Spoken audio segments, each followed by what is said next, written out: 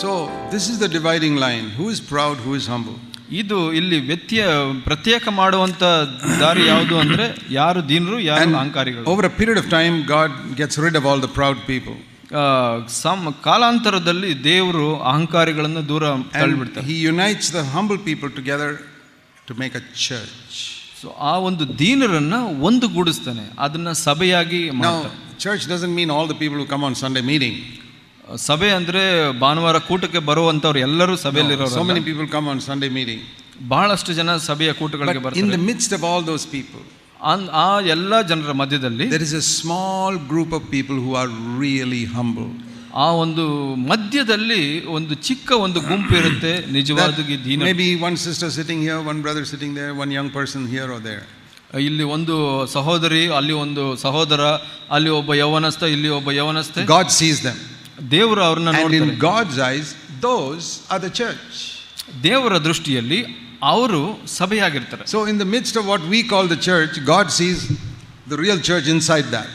ನಾವು ಸಭೆ ಅಂತ ಕರೆಯೋ ದೊಡ್ಡ ಗುಂಪಿನಲ್ಲಿ ದೇವರು ಒಂದು ಚಿಕ್ಕ ಸಭೆಯನ್ನ ನೋಡ್ತಾರೆ ದೀನರಾಗಿರೋ. You know, like in these gold mines, like in Kolar there is a gold mine. ಕೋಲಾರದಲ್ಲಿ ಒಂದು ಚಿನ್ನದ ಗಣಿ ಇದೆ. That is more than 5,000 10,000 feet in the ground. 5,000 10,000 ಅಡಿ ಒಳಗಡೆ ಇದೆ. They go and dig it up. ಅಲ್ಲಿ ಒಳಗಡೆ ಹೋಗಿ ಅದನ್ನ ಕೊರಿತಾರೆ. What they dig up is not all gold. ಅವರು ತೆಗೆಯೋದೆಲ್ಲ ಬಂಗಾರ ಅಲ್ಲ. There's mud and so many other metals and all that. In the middle there will be some gold. ಮಣ್ಣು ಇತರ ಲೋಹಗಳಿರುತ್ತೆ, ಅದರ ಮಧ್ಯದಲ್ಲಿ ಚಿನ್ನವಿರುತ್ತೆ. But it's inside this big lump. ಆ ಒಂದು ಗಡ್ಡೆಯಲ್ಲಿ ಒಂದು ಸ್ವಲ್ಪ ಬಂಗಾರ ಇರುತ್ತೆ. So this lump is what we call the church. ಆ ಒಂದು ಗಡ್ಡೆನ ನಾವು ಸಭೆ ಅಂತ ಕರಿತೀವಿ. All the people who come on Sunday. ಭಾನುವಾರ ಬರುವಂತ ಜನಗಳೆಲ್ಲ. But God sees a lot of them are just mud. ಅದರಲ್ಲಿ ಬಹಳಷ್ಟು ಜನ ದೇವರು ನೋಡುವಂತದ್ದು ಬರೀ ಮಣ್ಣು. They are not serious Christians. ಅವರು ಗಂಭೀರವಾದ ಕ್ರೈಸ್ತರಲ್ಲ. They like what we preach in CFC, they come here. ಅವರು CFC ನಲ್ಲಿ ಹೇಳೋ ಪ್ರಸಂಗಗಳಿಗಾಗಿ ಬರ್ತಾರೆ, ಅಷ್ಟೇ ಇಷ್ಟಪಡ್ತಾರೆ. Fed up with some other church and they come here. ಅವರು ಬೇರೆ ಸಭೆಗೆ ಹೋಗ್ತಾರೆ ಮತ್ತೆ ಬರ್ತಾರೆ. They say these are nice people who will help us and all, so we come here. ಇವರು ಬಹಳ ಒಳ್ಳೆ ಜನರು, ನಮಗೆ ಸಹಾಯ ಮಾಡ್ತಾರೆ ಅಂತ ಬರ್ತಾರೆ. But it's all mud. ಅದೆಲ್ಲ ಮಣ್ಣು. But in the middle of that, ಅದರ ಮಧ್ಯದಲ್ಲಿ there will be a little bit of gold. ಅದರ ಮಧ್ಯದಲ್ಲಿ ಸ್ವಲ್ಪ ಬಂಗಾರ ಇರುತ್ತೆ. That is the real church in God's eyes. ದೇವರ ದೃಷ್ಟಿನಲ್ಲಿ ಅದು ನಿಜವಾದ ಸಭೆ. And I find in all of our CFC churches, ನಾನು ಎಲ್ಲಾ CFC ಸಭೆಗಳಲ್ಲಿ ನೋಡ್ತೇನೆ, there's a lot of mud and a little bit of gold. ಬಹಳಷ್ಟು ಮಣ್ಣಿರುತ್ತೆ, ಸ್ವಲ್ಪ ಬಂಗಾರ ಇರುತ್ತೆ. You must seek to be part of that gold. ನೀವು ಆ ಒಂದು ಬಂಗಾರದ ಜೊತೆ ಸೇರ್ಲಿಕ್ಕೆ because that is the church that Jesus will one day come and take. ಆ ಒಂದು ಸಭೆಯನ್ನ ಯೇಸು ಒಂದು ದಿನ ಮೇಲೆ ಎತ್ತು. This is the mystery. ಇದು ಒಂದು ಮರ್ಮ. How God brings people together. ಹೇಗೆ ದೇವರು ಜನರನ್ನ ಕರೆಕೊಂಡು ಬರ್ತಾರೆ. And through them, ಅವರ ಮೂಲಕ. It speaks here about wisdom. ಇಲ್ಲಿ ಒಂದು ಜ್ಞಾನದ ಬಗ್ಗೆ ಮಾತಾಡುತ್ತೆ. Verse 10. 10ನೇ ವಚನ. The wonderful wisdom of God, Ephesians 3:10, will be made known to all the rulers in the heavenly places through this church. ದೇವರು ನಮ್ಮ ಕರ್ತನಾದ ಯೇಸುವಿನಲ್ಲಿ ಅನಾದಿ ಕಾಲದಿಂದಲೂ ಮಾಡಿದ ಸಂಕಲ್ಪದ ಮೇರೆಗೆ ನಾನಾ ವಿಧವಾದ ಜ್ಞಾನವು ಪರಲೋಕದಲ್ಲಿ ರಾಜ್ಯತ್ವಗಳಿಗೂ ಅಧಿಕಾರಿಗಳಿಗೂ ಈಗ ಕ್ರೈಸ್ತ ಸಭೆಯ ಮೂಲಕ ಗೊತ್ತಾಗಬೇಕೆಂದು. Through the church. ಕ್ರೈಸ್ತ ಸಭೆಯ ಮೂಲಕ. Which is this church? ಇದು ಯಾವ ಸಭೆ? Not this whole lot of mud, but the little bit of gold inside it. ಇಲ್ಲಿ ದೊಡ್ಡ ಮಣ್ಣಿನ ಗಡ್ಡೆ ಅಲ್ಲ, ಅದರೊಳಗಡೆ ಇರೋ ಬಂಗಾರ. Why do they people go down 10,000 feet and pull out this mud? ಅವರು ಅಷ್ಟು ಒಳಗಡೆ ಹೋಗಿ ಹೋಗಿ ಆ ಒಂದು ಗಡ್ಡೆನ ಯಾಕೆ ತಗೊಂಡು ಬರ್ತಾರೆ ಮಣ್ಣು? In Kolar. ಇನ್ ಕೋಲಾರದಲ್ಲಿ. Because they know in the middle of this mud there's a little bit of gold. ಆ ಒಂದು ಮಣ್ಣಿನ ಗಡ್ಡೆನಲ್ಲಿ ಬಂಗಾರ ಇದೆ ಅಂತ ಅವ್ರಿಗೆ ಗೊತ್ತು. And that is why God gathers all these people to the church, because in the middle of it he finds some really humble brothers and sisters. ದೇವರು ಹಾಗೆ ಸಭೆಯಾಗಿ ಒಂದು ಗಡ್ಡೆಯನ್ನ ತಯಾರು ಮಾಡ್ತಾರೆ, ಆದ್ರೆ ಅದ್ರ ಮಧ್ಯದಲ್ಲಿ ಬಂಗಾರ ಇದೆ ಅಂತ ದೇವರು ಗೊತ್ತು. See, now in CFC Bangalore we have got about, including children, about 400 people who meet on Sundays. CFC Bengaluru ಸಭೆನಲ್ಲಿ ಮಕ್ಕಳನ್ನ ಸೇರಿಸಿ ಒಂದು 400 ಜನ ಸೇರಿ ಬರ್ತೀವಿ. You think they're all gold? ಅವ್ರು ಎಲ್ಲ ಬಂಗಾರನ? I don't think so. ನಾನು ಹಾಗೆ ಯೋಚನೆ ಮಾಡಲ್ಲ. See, most of them are not really serious about following Jesus as disciples. ನಾನು ನೋಡ್ತೀನಿ ಅದರಲ್ಲಿ ಬಹಳಷ್ಟು ಜನ ಯೇಸುವಿನ ಹಿಂಬಾಲಿಸೋದ್ರಲ್ಲಿ ಶಿಷ್ಯರಾಗೋದ್ರಲ್ಲಿ ಗಂಭೀರವಾಗಿಲ್ಲ. They're not humbling themselves. I can see that. ನಾನು ನೋಡ್ತೀನಿ ಅವರು ದೀನರಾಗ್ತಾ ಇಲ್ಲ. I can see pride in their eyes. ಅವರ ಕಣ್ಣಿನಲ್ಲಿ ನಾನು ಅಹಂಕಾರವನ್ನ ನೋಡ್ತೀನಿ. They don't see it themselves. ಅವರಿಗೆ ಅದು ಕಾಣಿಸಲ್ಲ. But you know, if you keep on thinking high thoughts about yourself, finally the pride will come in your eyes. ನೀವು ನಿಮ್ಮ ಬಗ್ಗೆ ಹೆಚ್ಚಿನ ಯೋಚನೆ ಮಾಡ್ತಾ ಇದ್ರೆ, ಅಹಂಕಾರದ ಯೋಚನೆಗಳು ಮಾಡ್ತಾ ಇದ್ರೆ ಅದು ಕಣ್ಣಿನಲ್ಲಿ ಬರುತ್ತೆ. I don't know whether you know that.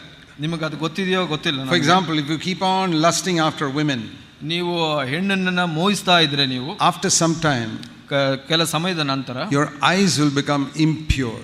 ನಿಮ್ಮ ಕಣ್ಣು ಅಶುದ್ಧವಾಗುತ್ತೆ.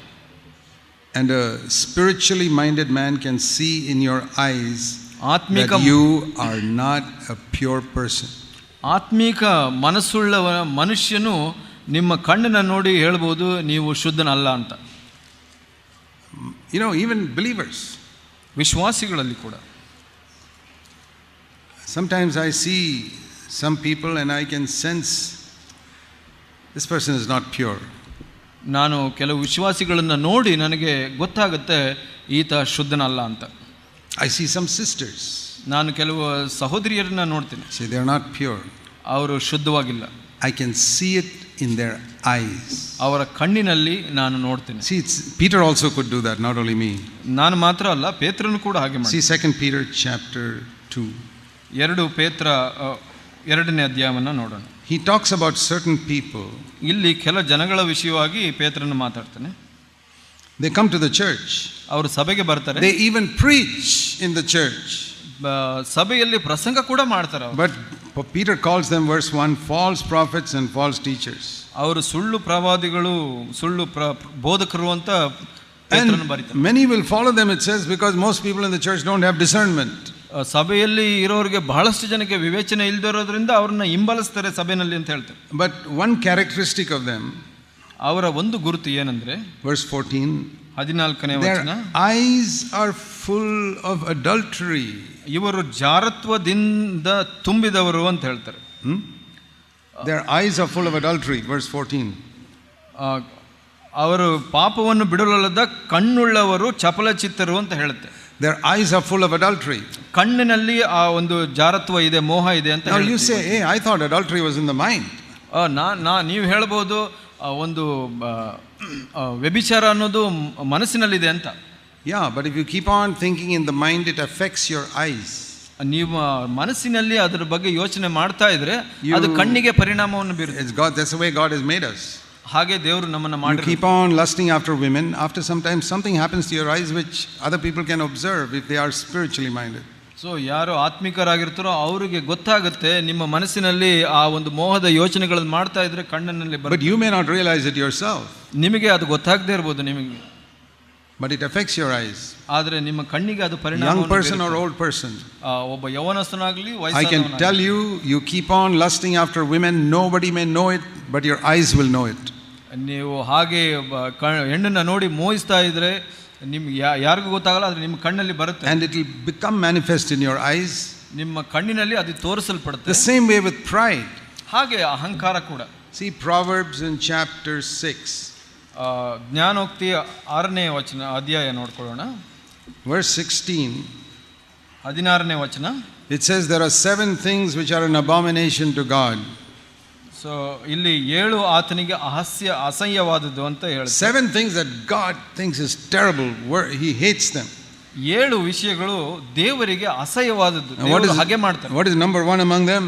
ಅದರಲ್ಲಿ ಮೊದಲನೇದು ಯಾವುದು? Verse 17. 17ನೇ ಅಧ್ಯಾಯ ವಚನದಲ್ಲಿ, proud eyes. ಹೆಮ್ಮೆಯ ಕಣ್ಣು. You say, I thought pride is in the heart. ನಾನು ಅನ್ಕೊಂಡೆ ಹೃದಯ ಅನ್ನೋದು, ಅಹಂಕಾರ ಅನ್ನೋದು ಹೃದಯದಲ್ಲಿ ಇದೆ ಅಂತ. But if you keep on thinking pride in your heart, it will finally come into your eyes. ಹೃದಯದಲ್ಲಿ ಅಹಂಕಾರದ ಬಗ್ಗೆ ಯೋಚನೆ ಮಾಡ್ತಾ ಇದ್ರೆ ಅದು ಕಣ್ಣಿನಲ್ಲಿ ಬರುತ್ತೆ. So these are 2 things I find it quite easy now to find in people. ನನಗೆ ಇದು ಬಹಳ ಸುಲಭವಾಗಿ 2 ವಿಷಯಗಳ ಮನುಷ್ಯನಲ್ಲಿ ಕಂಡುಹಿಡಿಯೋದು ಆಗುತ್ತೆ. I can say this man is not pure. ನನಗೆ ಗೊತ್ತಾಗುತ್ತೆ, ನಾನು ಹೇಳ್ತೀನಿ ಈ ಮನುಷ್ಯ ಶುದ್ಧನಿಲ್ಲ. This sister is not pure. ಈ ಸಹೋದರಿ ಶುದ್ಧಳಿಲ್ಲ. This man is proud. ಈ ಮನುಷ್ಯ ಅಹಂಕಾರದ. I can see it in his eyes. ಅವನ ಕಣ್ಣಿನಲ್ಲೇ ಅಹಂಕಾರ ಇದೆ. And usually I avoid such people. ನಾನು ಯಾವಾಗಲೂ ಅವರಿಂದ ದೂರ ಇರ್ತೀನಿ. I say hello, praise the Lord, goodbye. ನಾನು ಹಲೋ ಅಂತ ಹೇಳ್ತೀನಿ, ಅವರಿಗೆ ಆಮೇಲೆ ಸಂತೋಷೋಣ ಅಂತ ಹೇಳ್ಬಿಟ್ಟು. I don't have time for such people. ಅವರಿಗಾಗಿ ನನಗೆ ಸಮಯ ಇಲ್ಲ. Because God doesn't have time for such people. ಅಂತವರಿಗೆ ದೇವರಲ್ಲಿಯೂ ಸಮಯ ಇಲ್ಲ. They are hypocrites. ಅವರು ಕಪಟಿಗಳು. They sit in the church pretending to be holy. ಸಭೆಯಲ್ಲಿ ಪವಿತ್ರರ ತರ ಕುಳಿತುಕೊಳ್ತಾರೆ. And all the time they are lusting after women and they're not even repenting of it. ಬಹಳಷ್ಟು ಸಮಯ ಅವರು ಹೆಣ್ಣನ್ನ ಮೋಹಿಸ್ತಾ ಇರ್ತಾರೆ, ಅದರಿಂದ ಮಾನಸಾಂತರ ಪಡ್ತಾ ಇಲ್ಲ. Single people and married people. ಒಬ್ಬಂಟಿಗರು ಮತ್ತು ಮದುವೆ ಆದವರು. God has forgiven them, but they take advantage of God's forgiveness. ದೇವರು ಕ್ಷಮಿಸಿದ್ದಾರೆ, ಆದರೆ ದೇವರ ಕ್ಷಮೆಯ ಒಂದು ಲಾಭ ಪಡ್ಕೊಂತಾರೆ. God has forgiven them terrible sins, but they just take advantage of God's forgiveness. So ದೇವರು ಎಂತ ಪಾಪಗಳನ್ನು ಕ್ಷಮಿಸಿದ್ದಾರೆ, ಆದರೂ ಅದರ ದುರ್ಲಾಭ ಪಡ್ಕೊಳ್ತಾ ಇದ್ದಾರೆ ಅವರು. The same with proud people. ಅಹಂಕಾರಿಗಳ ವಿಷಯದಲ್ಲೂ ಹಾಗೆ. So we must pursue after humility. ನಾವು ತಗ್ಗಿಸಿಕೊಳ್ಳೋದನ್ನ ಪ್ರಯಾಸ ಪಡಬೇಕು. You know, I have even told some elder brothers in our churches, brother, you are too proud. ನಾನು ಬಹಳಷ್ಟು ಹಿರಿಯರಿಗೆ ನಮ್ಮ ಸಭೆಯಲ್ಲಿ ಹೇಳಿದ್ದೀನಿ, ನೀವು ಬಹಳ ಅಹಂಕಾರಿಯಾಗಿದ್ದೀರಾ. That's why you have problems in your church. ನಿನ್ನ ಸಭೆಯಲ್ಲಿ ಇರೋ ಸಮಸ್ಯೆ ಇದೆ ಅಂತ. Humble yourself, God will support you. ನಿಮ್ಮನ್ನ ನೀವು ತಗ್ಗಿಸ್ಕೊಳ್ಳಿ, ದೇವರು ಸಹಾಯ ಮಾಡ್ತಾರೆ. See, the devil has tried to attack CFC Bangalore so many ways for 37 years. 37 ವರ್ಷಗಳ ಕಾಲ ಸೈತಾನ ಎಷ್ಟೋ ವಿಧದಲ್ಲಿ ಆಕ್ರಮಣ ಮಾಡಲಿಕ್ಕೆ ಪ್ರಯತ್ನ ಮಾಡಿದ. Do you know in 37 years he has never succeeded? ನಿಮಗೆ ಗೊತ್ತಾ 37 ವರ್ಷದಲ್ಲಿ ಅವನಿಗೆ ಜಯ ಸಿಕ್ಕಿಲ್ಲ ಅಂತ? And I don't believe he will succeed. ನಾನು ನಂಬೋದಿಲ್ಲ ಅವನಿಗೆ ಜಯ ಸಿಗುತ್ತೆ ಅಂತ. Because the leadership is in the hands of humble people. So ಯಾಕೆ ಅಂದ್ರೆ ಆ ಒಂದು ನಾಯಕತ್ವ ದೀನರ ಕೈಯಲ್ಲಿದೆ. That is how it is in every church. God will preserve a church where the leadership is in the hands of humble people.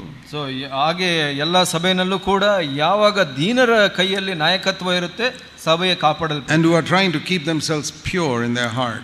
ಯಾರು ತಮ್ಮ ಹೃದಯವನ್ನು ಶುದ್ಧವಾಗಿಡಲಿಕ್ಕೆ ಹಾತೊರಿತಾರೆ.